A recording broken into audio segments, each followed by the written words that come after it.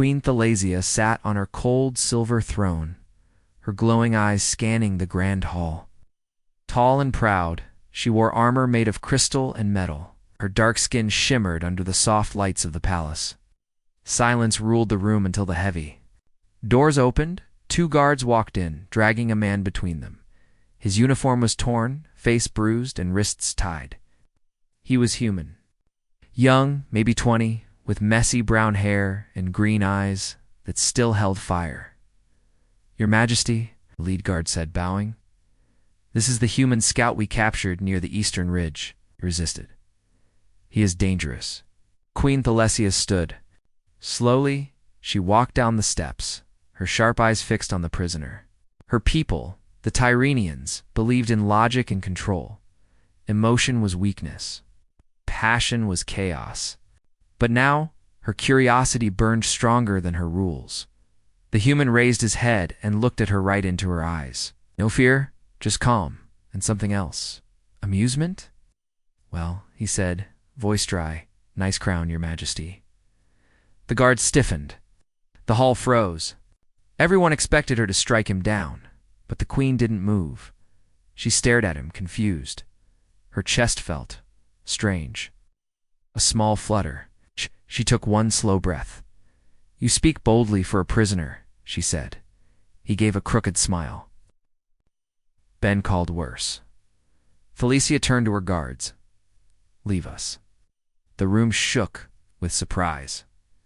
The guards hesitated. "My queen," I said. "Leave." Slowly the hall emptied. Only she and the human remained. A long silence fell between. "Then what is your name?" she asked. "Eli," he said. "Eli Vance, scout for Earth Defense Corps. And you must be the queen who's famous for freezing soldiers with a glance." "I do not freeze people," she replied. "They simply understand their place." "Well," Eli said, looking around the grand room, "looks like my place is in your pretty little prison." Thalasia tilted her head. She should have felt anger or superiority, but she felt curious, even entertained. She stepped closer. "You are not afraid of me." Eli shrugged. "Should I be? I could end your life with a single word." He looked at her, then smiled again. "You won't." "Why?" "Because you're too curious. You want to know what makes us tick. Why we laugh. Why we fight. Why we don't follow rules." The queen blinked. His words were bold but true. "You are reckless," she said softly. "I'm human," he replied. "We do that." She looked at him for a long moment. The glow in her eyes softened slightly. Then she asked, "Why are you looking at me like that?" Eli leaned back against the pillar and smirked. "'Cause you don't look like a tyrant. You look ... human." That strange flutter returned. Stronger now. Her heartbeat picked up just a little. She didn't like it. Tyrrhenians didn't feel this way, not even for their own kind. She stepped away, hiding her face behind the crystal helmet. "You will not be placed in the lower cells," she finally said. "Instead, you will stay in the guest quarters. Guarded, of course, but more comfortable." Eli raised an eyebrow. "You're giving me a room? You are a specimen of study." "Right," he said, chuckling. "Like study." Without another word, Thalasia turned and walked away, her long cloak flowing behind her. But her thoughts didn't stay behind. They followed her, racing. Later that night, Queen Thalasia stood in her private chamber. A giant window showed the stars outside, and less cold and quiet.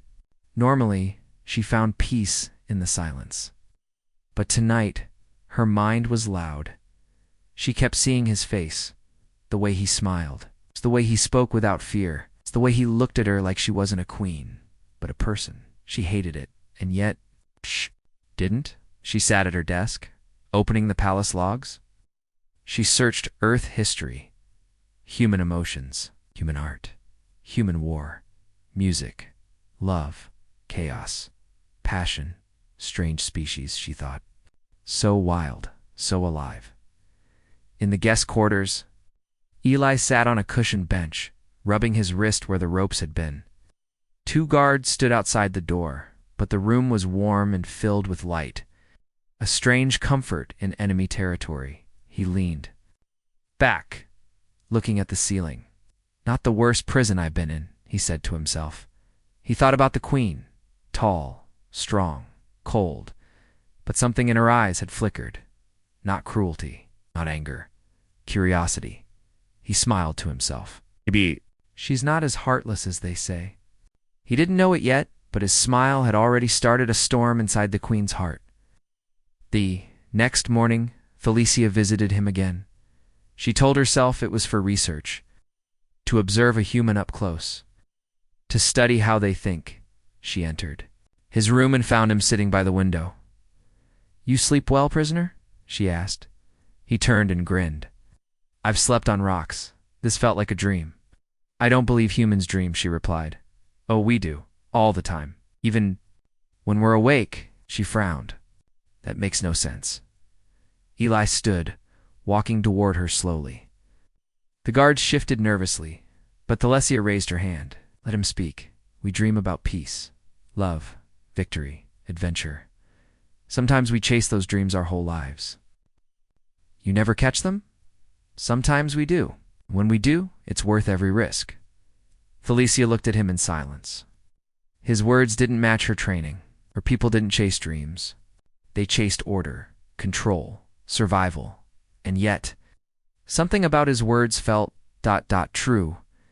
She didn't realize she had been staring too long. "Why are you looking at me like that?" he asked. This time, she didn't answer. She simply turned and left, but her heart, once calm and still now, beat just a little faster. Queen Felicia stood in front of the mirror in her private chamber. She looked at her reflection, but today it felt like she was seeing someone else. Her silver crown rested perfectly on her head. Her dark crystal armor shone, as always. Something inside her had changed. She placed her hand over her chest. Her heart beat softly, but not in its usual calm rhythm. It was uneven. "Faster than it should be," she whispered to herself. "This is nothing. A queen cannot be distracted." But even as she said it, she knew the truth. She was thinking about the human again. Eli Vance. Back in the guest quarters, Ally was humming a tune. While sitting on the floor, his back against the wall, he had no instruments, but the melody danced in the air like it belonged there. It was a song from Eartha Lullaby his mother used to sing to him. The sound floated out through the vents and halls. A few guards stopped and listened, confused by the strange feeling the music gave them. Queen Felicia was one of them. She stood in the hallway outside his room, unseen, listening to the soft human song. It was gentle, warm, and sad. For a race known for emotion, humans had so many ways of expressing it. She entered the room without a word. Eli looked up. "Oh, didn't hear you come in. You were singing," she said. "Yeah," he replied, standing up. "Just a little tune from home. Something to pass the time." Felicia studied him. "Music, your kind, creates sounds. For comfort. Not just comfort," Eli said. "To remember, to heal, to feel." The queen walked slowly toward him, arms behind her back. "Your emotions. Do they not cause chaos?" Eli gave a half smile. "Sometimes, but without them, we'd be nothing. Feelings make us human." She tilted her head. "You speak of them as if they are strength." "They are," Eli said. "Even fear can lead to courage. Even pain can bring hope." Felicia didn't respond right away. Her mind spun with thoughts. Tyranians were trained from childhood to control emotions. Motion was the enemy of order. But Eli spoke as if emotions were tools, weapons, or even gifts. A royal order later that day, Queen Felicia called her council of scholars. "I want the human to be observed in a peaceful environment," she said. "He will not be locked away. He will walk among us under guard. I want to see how he reacts, how he thinks, how he feels." Her advisors exchanged worried glances. "Your Majesty," one said carefully, "this human is unpredictable. Letting him move freely is dangerous." "I am not asking," Felicia said sharply. "I am ordering." The room fell silent. Days of observation in the following days. Akile was allowed to walk in the palace gardens, visit the Tyrrhenian libraries, and even eat with the queen's scientists. Guards watched him at all times, but he did not cause trouble. Instead, he did something unexpected. He talked. He laughed. He taught a group of young Tyrrhenians how to whistle. He helped an old palace, or could lift a heavy crate. He even told a funny story that made one of the guards snort by accident. Queen Thalesia watched all of it. From a distance, every time he smiled, something in her stirred. Every time he helped someone, she questioned everything she had learned. A broken glass. A brave heart one day. A loud crash echoed through the palace halls. Queen Thalesia rushed to the source. She found a young servant. Girl sitting on the floor, crying. A tray of rare glass vials had shattered. The girl shook with fear. Everyone knew breaking royal property meant punishment, but Eli was already there. He knelt beside her, whispering softly. Then he took the blame. I bumped into her, he told the guard. My fault. Right. The servant's eyes widened. She tried to speak, but Eli gave her a small wink. Thalesia arrived seconds later. What? Happened here? She asked. Eli stood straight. I dropped the vials. I wasn't careful. Her eyes narrowed. These vials are priceless. Then punish me, he said calmly. But don't hurt the girl. She didn't do anything. 4.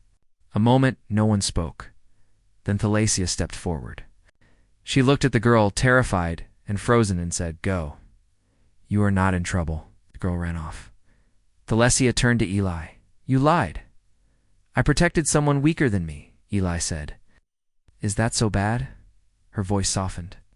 You could have been punished. Why risk yourself for her? Eli smiled. Because that's what we do. The queen stared at him. Her chest tightened again. This feeling, was it respect? Was it admiration? Or something deeper? That evening, Queen Thalesia sat alone in the palace garden, as the moon of Tyrrhenus shone down, bathing everything in silver light. She heard footsteps behind her. You're not locked in your room tonight? She asked, without turning.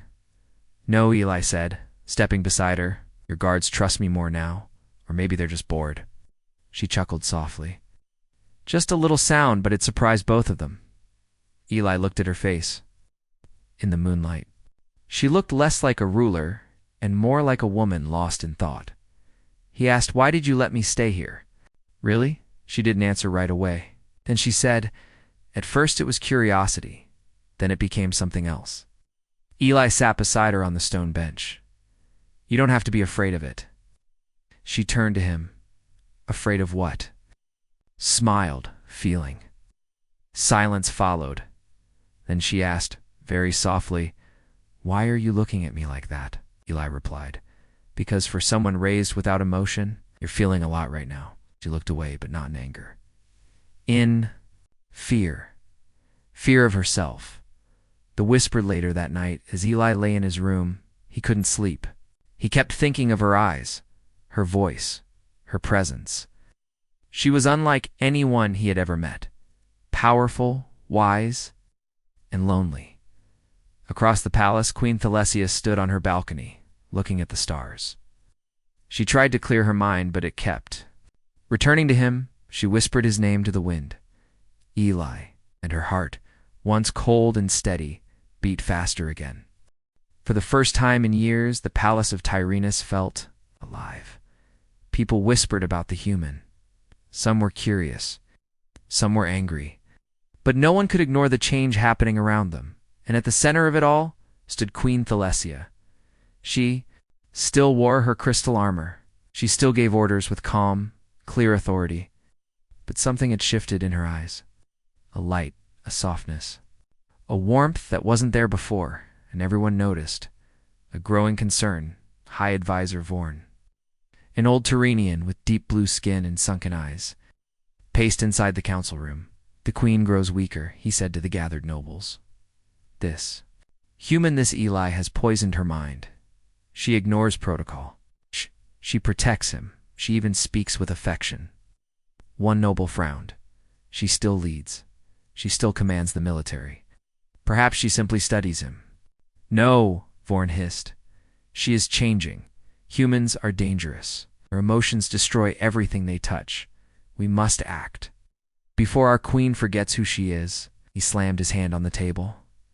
Prepare the loyal guard. The queen will not listen. We must take control. A quiet warning the next day, Eli sat near the palace fountain. Children laughed nearby. He watched them and smiled. It reminded him of Earth, of peace, of everything worth fighting for. Suddenly someone tapped his shoulder. He turned and saw a young servant girl, the same one he had protected earlier. Eli, she whispered, you must be careful. He blinked. What's wrong? The High Advisor. He's planning something. He says you're a danger. That you've changed the queen. Eli's smile faded. Do you know what he's planning? She shook her head. No, but I heard the word. Removal. Please, be careful. Eli stood up, eyes serious now. Thank you. You did the right thing. You didn't waste time. Needed to find Thalesio fast. Confrontation Queen Thalesia stood in her meditation chamber, eyes closed, trying to calm the storm inside her. But before she could fully focus, the doors burst open. Eli rushed in. Your Majesty, he said quickly, you're in danger. She opened her eyes. Eli. What's wrong? There's a plot. Vorn and some nobles want to remove you. They think I'm making you weak. Thalesia's eyes darkened.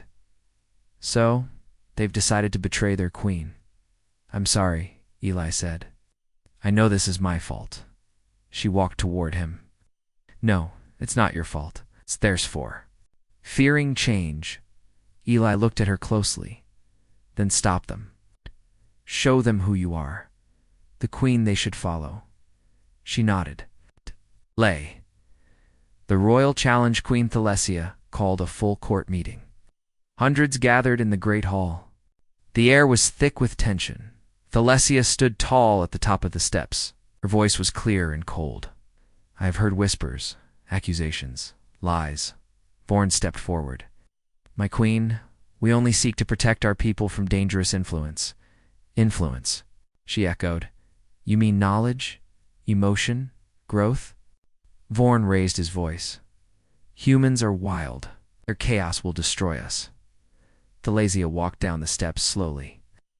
And yet this human saved a child. He told us stories. He made us laugh. He showed us that kindness does not mean weakness. Nobles murmured. I will not let fear rule us, she continued. I will not step down. Vorn narrowed his eyes, and we have no choice. With a loud whistle, armored guards poured into the hall, members of the loyal guard. Swords were drawn. The fight for the thronial stepped in front of the queen. Get behind me, he said. She placed a hand on his shoulder. No, we face them. Together, Vorn shouted. Seize them both. The battle inside the palace began. Thalesia moved like lightning, her blade glowing with blue energy. Eli fought beside her, grabbing a guard's weapon and blocking strikes with pure instinct. Side by side, they defended each other. Thalesia's strength and Eli's speed worked like two halves of the same machine. One by one, the traitors fell. Then Thalesia faced Vorn. Your fear has blinded you, she said. He swung his blade, but she was faster, in one smooth move. She disarmed him and placed her sword at his throat. I should strike you down, she whispered. Then do it, he spat. But she didn't. She turned to her people. Let them all see Mercy's strength. She lowered her sword. Vorn collapsed to his knees. After the storm, the palace was quiet again. The injured were helped. The loyal guards took control. The rebellion was over. Thalesia and Eli stood alone in the throne room, their clothes torn and faces tired. You saved my life, she said softly. Eli smiled. We saved each other. She looked at him for a long moment. Why did you stay by my side? She asked. He shrugged. 'Cause you're worth it. She stepped closer. Even though I'm not human, doesn't matter, he said. You feel, care. That's more human than most humans I know. Her heart raced again. She whispered, Then why does my heart race every time you look at me? Eli grinned. Maybe because you're starting to feel something real. A private moment that night, under the stars, they stood on the balcony. The city lights of Tyrannus glowed below them. The people were celebrating their queen. Thalesia looked at Eli. "I never thought I'd feel this way," she said. "Our kind avoids love, but with you, it feels like peace." Eli reached for her hand. "Then hold on to it. Let yourself feel. Let yourself live." She smiled gently, quietly, and for the first time she leaned her head against his shoulder. For a few short days, the palace of Tyrannus was peaceful. The rebellion had been stopped. High Advisor Vorn was locked away. Queen Thalesia ruled with a quiet strength, and beside her, the human Eli Vance walked freely. But peace never lasts. For long signs in the stars in the royal war chamber, glowing maps filled the air with floating symbols. Generals and scouts gathered around, their eyes serious. Queen Thalesia entered the room, followed by Eli. A young scout stepped forward. "Your Majesty, we've received a message from the outer colonies. Warlord Raxus has launched an attack." Gasps filled the room. "Raxus?" Eli asked. "Isn't he the one who eats diplomats for fun?" "He rules the Iron Clans, eh?" General said. "Savage pirates. No honor, no mercy." Alessia's eyes narrowed. "He sees our recent crisis as weakness." "He's coming for your throne," Eli said softly. "No," she replied. "He's coming for our people, that I won't allow." Planning the defense of Thalesia gathered her commanders. "We will not retreat," she said. "We defend our skies, our land, and our honor." "But their fleet is larger," one general said, "and their ships are faster." Thalesia looked at Eli. "What do you suggest?" All heads turned to him. He stood still for a moment, then walked toward the map. "They're faster," he said, "but that makes them careless. I've seen this before. We let them come in deep, then trap them from the sides. A hammer and anvil tactic. Earth used it centuries ago. Still works." The generals whispered. Flay gave a firm nod. "We follow this plan," Eli will advise. "Us." A few officers frowned. "He's not Tyranian," one said. "No," Thalesia replied, "but he thinks like a warrior. He saved this palace when none of you dared to act." Silence followed. Preparing for war, the palace turned into a fortress. Weapons were checked, shields activated. Pilots trained day and night. The people of Tyrannus watched their queen and her strange new human ally with hope and fear in the middle of the chaos. Eli walked the halls, checking systems, helping where he could. But his heart grew heavier each day. One evening, he stood on a balcony, staring into the stars. Thalesia joined him.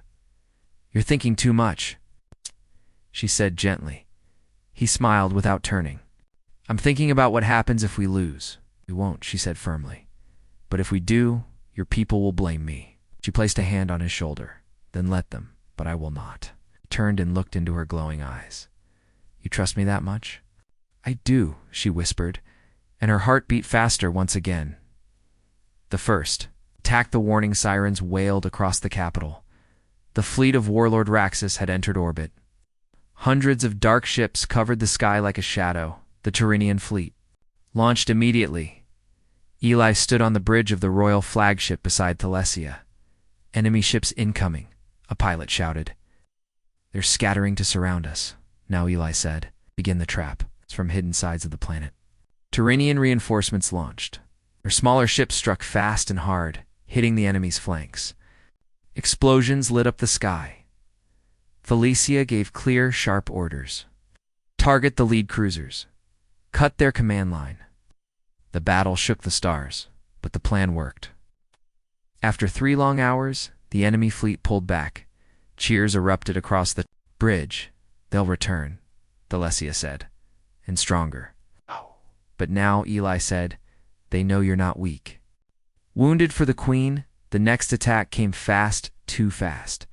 A surprise dropship broke through defenses and landed near the palace walls.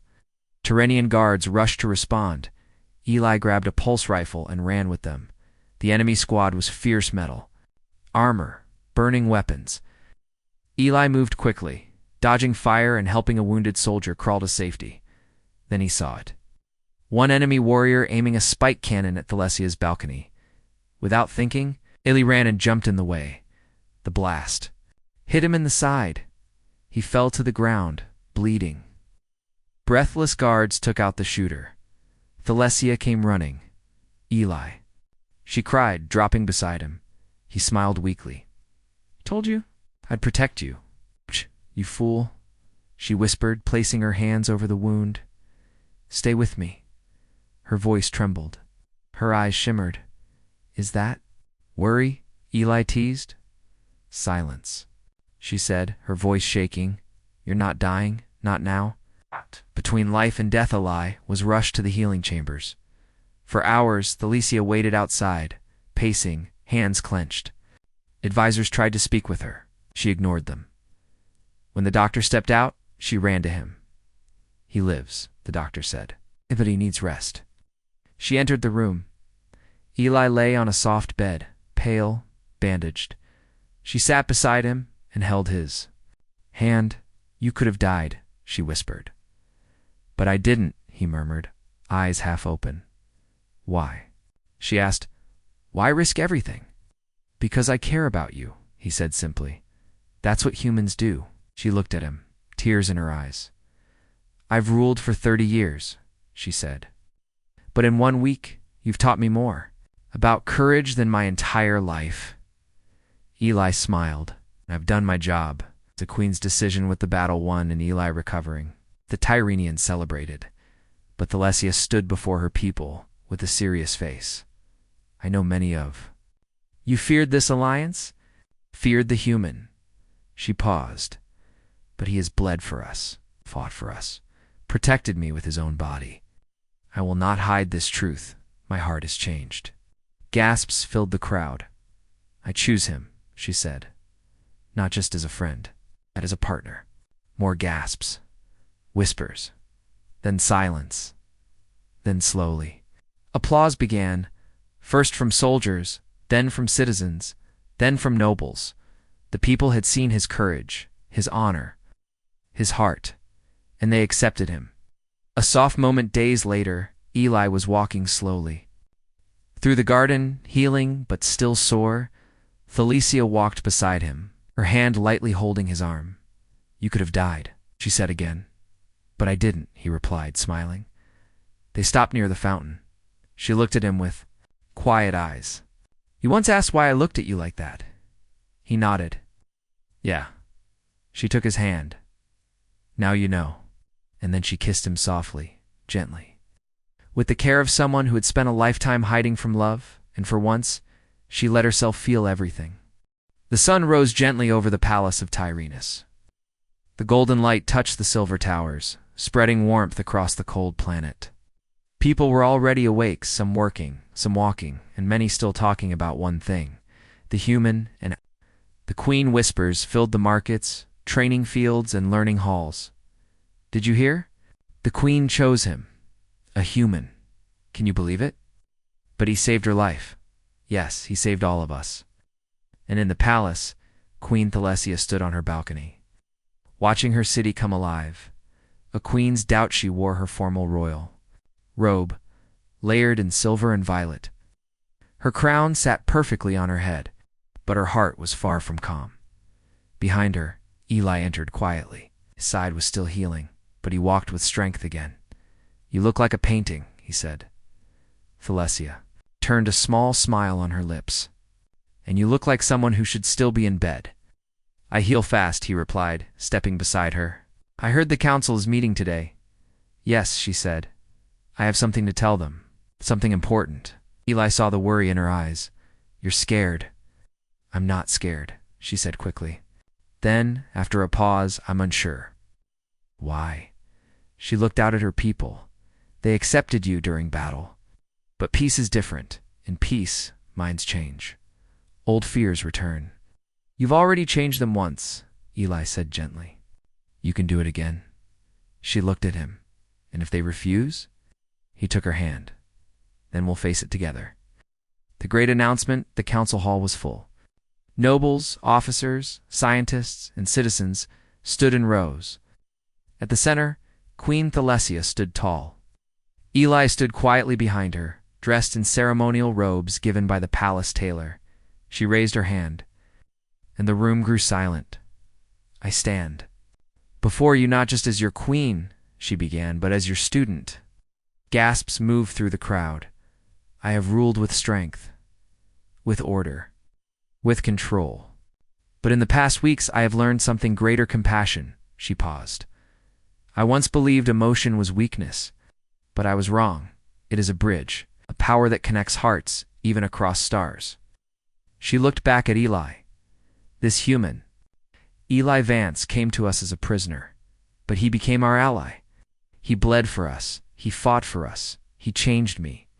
Then she took a breath. "I will not hide what I feel. I have chosen him as my partner, as my consort, not for politics, not for duty, but for love." The room was silent.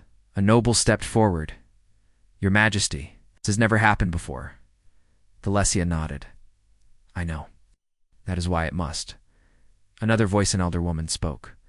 "The people trust you. If you trust him, then we do." Two, a few others nodded. Then more, then applause. It began small, but it grew. And soon, the entire hall was filled with clapping. Eli's eyes widened. "They're actually okay with this?" Thalesia turned to him, her voice soft.